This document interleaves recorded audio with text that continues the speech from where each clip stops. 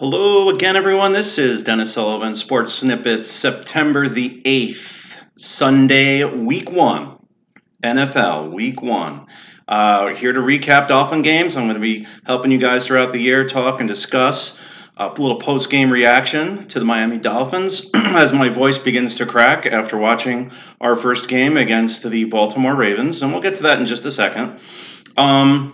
Also want to touch on the Antonio Brown situation and the signing there by the New England Patriots, which, going into today, I'm thinking I'll have something to discuss, obviously, with the Dolphins, and I'm thinking maybe we lose by 7 points or something, or like maybe 10, or and then I'll really touch on Antonio Brown, my comments on that. I'm going to actually, due to the activities and the game that just took place, I'm going to have to go a little bit lighter on the Patriots signing of Antonio Brown because I have things to discuss regarding Week 1 and our game that just completed this Sunday against the Baltimore Ravens.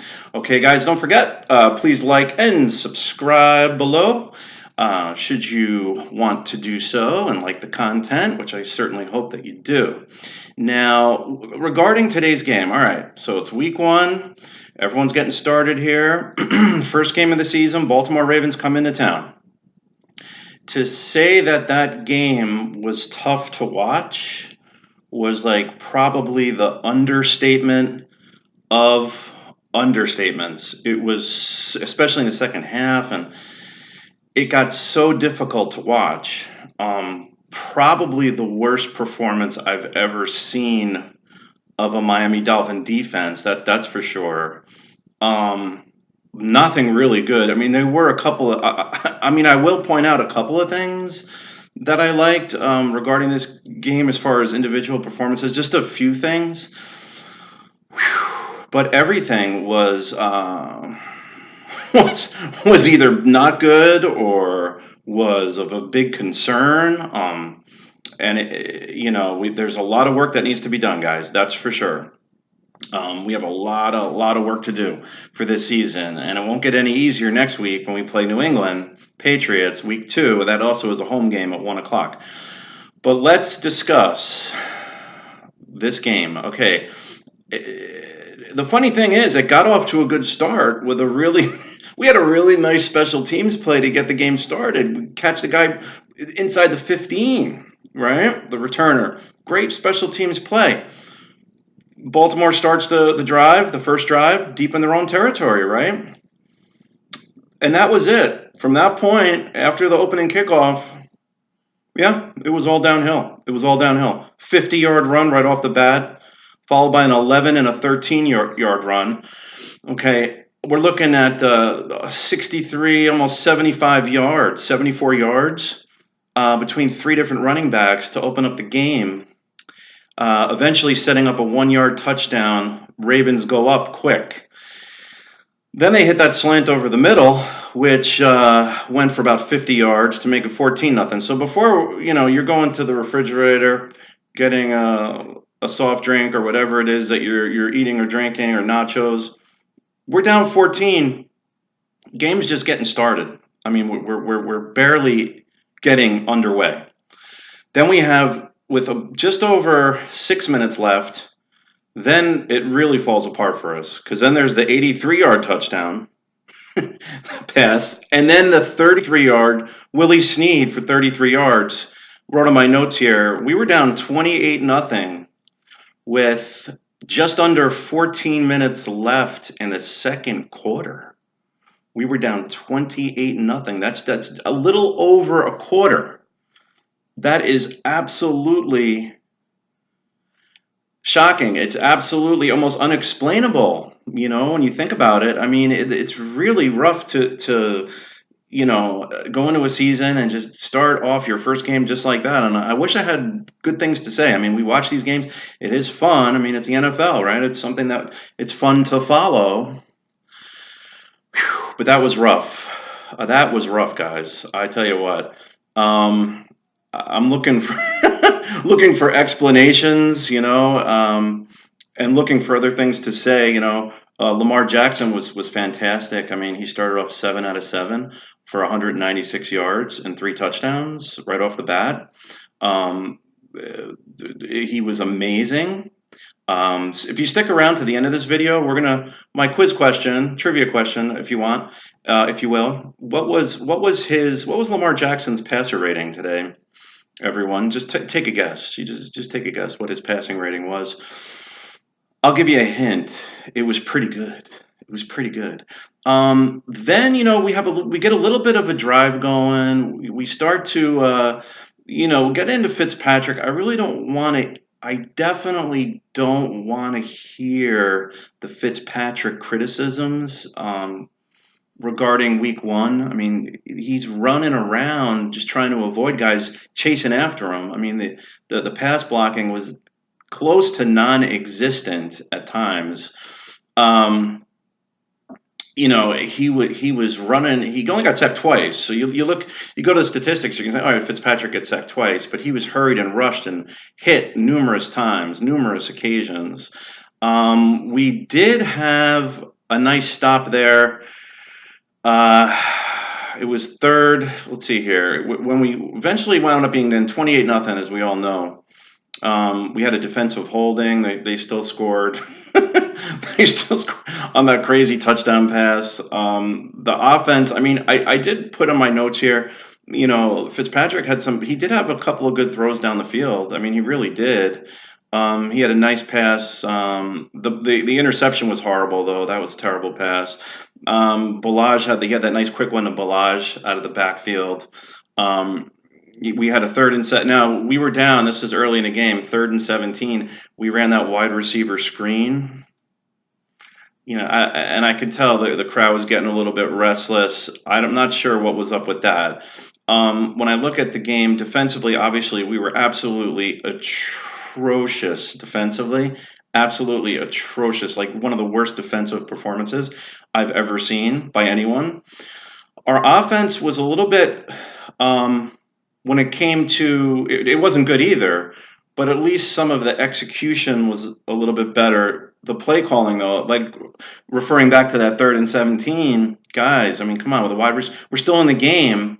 And then to me personally as a fan, to see Kenyon Drake have no touches until inside 3 minutes of the first quarter, that's getting a thumbs down from this fan. That is a thumbs down. We had a nice 20-yard pass, 20 plus. I think it was like 23 yards to Mike Gesicki. That was a nice play. We'd like to see a little more of Gesicki.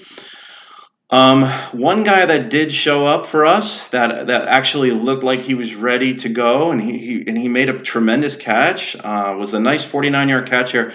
Devontae Parker, that catch he had between the two defenders was very nice. So if you're looking for just a little bit of a positive to come out of this game, yeah, I think Devontae Parker showed up. He was ready to play. Preston Williams, this new guy, he caught the touchdown pass. He's the one that came on during the preseason. So if you're looking for any kind of glimmer of hope from this game, at least we got good efforts from those two receivers. We had -8 yards rushing on our first 6 carries. So, I mean, if you can't stop the run, you can't run the ball yourself, you allow big play after big play, 50 yards, and then 60 yards, all this stuff, 83 yards. You're going to lose, as we did today, 59-10. Okay? We can only get better, of course. We kicked a 54-yard field goal. Okay, that was a nice thing, right?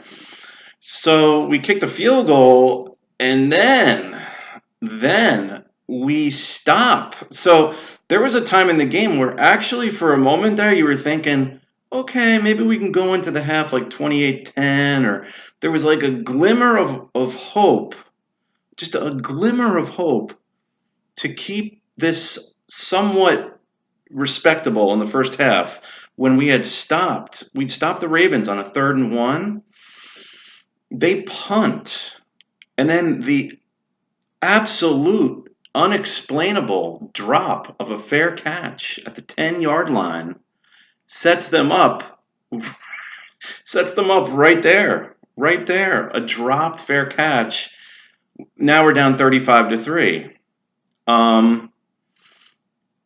not interesting, very concerning.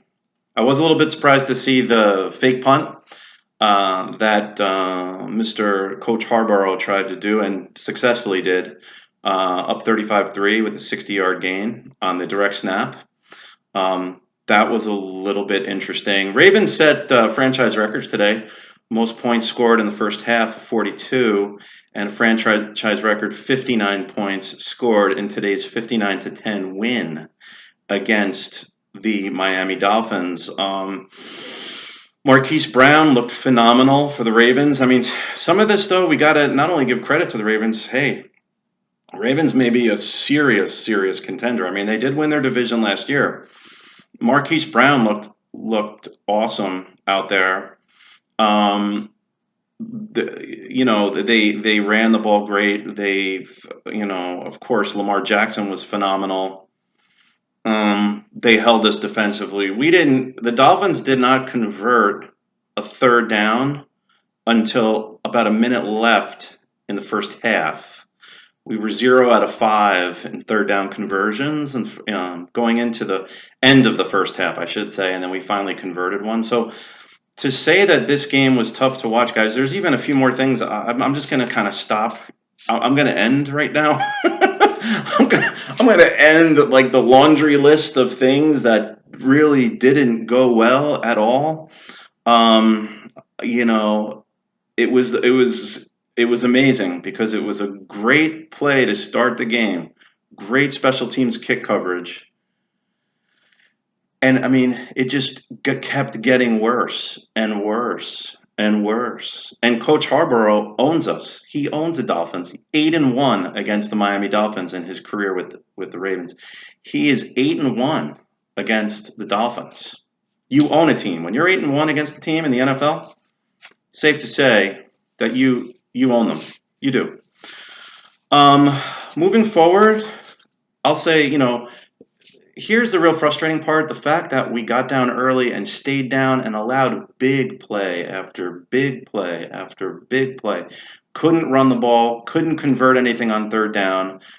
A screen that didn't go anywhere to wide receiver. A horrible, in my opinion, call on 3rd and 17. We were almost showing the other team, you know what, we're just going to try to keep it as close as we can early, and we're not here really to win. I mean, it was almost a mental boost, I thought, to the Ravens on that 3rd and 17 call.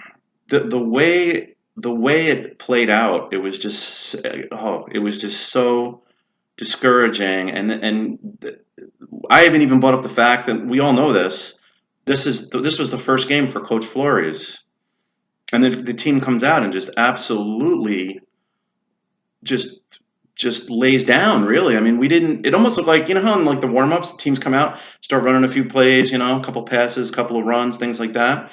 When there's no defense out there, they're just like kind of getting loose and stuff. That's what it kind of looked like at times. It was really concerning, guys. Really concerning. We even got a nice break, I thought, on a roughing the passer, Fitzpatrick. They said that the Ravens roughed Fitzpatrick. I didn't really see that at all. And then we got to see in garbage time, we got to see RG3 and Rosen. So it got a little bit interesting there. And what was kind of sad too is that RG3 comes in and starts lighting us up too. He went like six out of 6. You think, okay, Lamar Jackson's out. Maybe we'll just lose I think at the time it was like 49-10 or something. But RG3 gets a touchdown, throws a touchdown pass, goes 6 out of 6, and plays really well. So we didn't even stop the second string quarterback at all. He came in and on the other side, Rosen, he only threw 3 passes. He did get intercepted.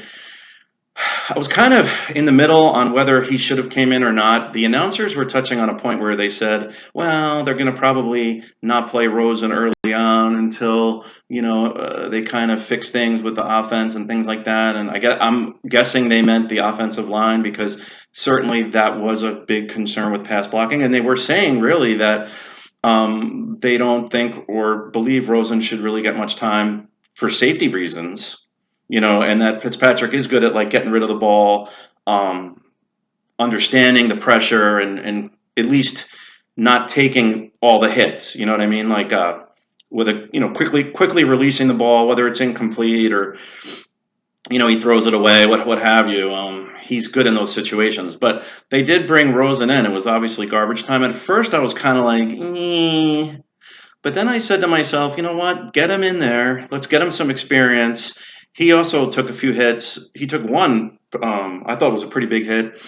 But we get him. Some experience. Ravens weren't letting up. They kept sending guys and sending guys and sending guys. So that's how it ended. Week 1, it doesn't get much easier with the Patriots next week at home. That's another home game. But you know what? It can only get better from here, Dolphin fans. That was a tough way to start the season. Now, as far as Antonio Brown goes, okay, on Saturday, a little over 24 hours ago, I'm sitting at home watching a little college football. Of course, hear the news on Antonio Brown being picked up from the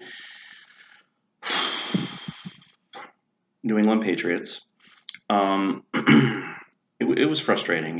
It's more the rich get richer. The greater getting greater. And you remember years ago they picked up when they picked up Randy Moss. They had a tremendous team. Moss was still in his prime. I mean, we could be looking at another Randy Moss-like situation where this team is going to be unstoppable. It was frustrating, guys, just to, it's almost like this. If anyone else would have picked him up, even if it was another good team like the Rams or something, pick him up, or, I don't know, the Falcons pick him up or something, I would have been a lot better with it. Even another AFC team, not in our division. I would have been better with it, but, it would have felt not as bad about it, but. And he will be ready, from what I hear. He is eligible to play week 2 against our team next week. That should be very interesting, if that's what you want to call it, guys. So week 1's in the books. We lose 59-10, get absolutely destroyed. Lost in every aspect, every facet of the game. We lost. We were outplayed, outclassed, out everythinged. Now for the answer of today's trivia question. The passer rating of Mr. Lamar Jackson was 158.3.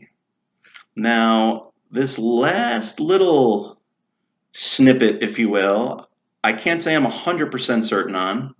Maybe you can help me out in the comments. But 158.3, I do believe, is a perfect passer rating. Okay, he was 17 out of 20 for over 300 yards, 5 touchdowns.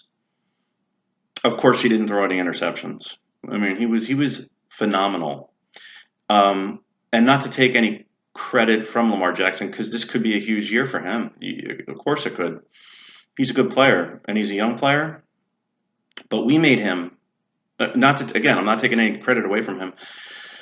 Thanks to, in part, to our defense, he was out there looking like Joe Montana in his prime. He was phenomenal. And he played great, and he did lead them into the playoffs last year, so he's got a nice little run going here. He's looking good. He's definitely an up-and-coming player, I will say that. He's for real. So, guys, that's all for now.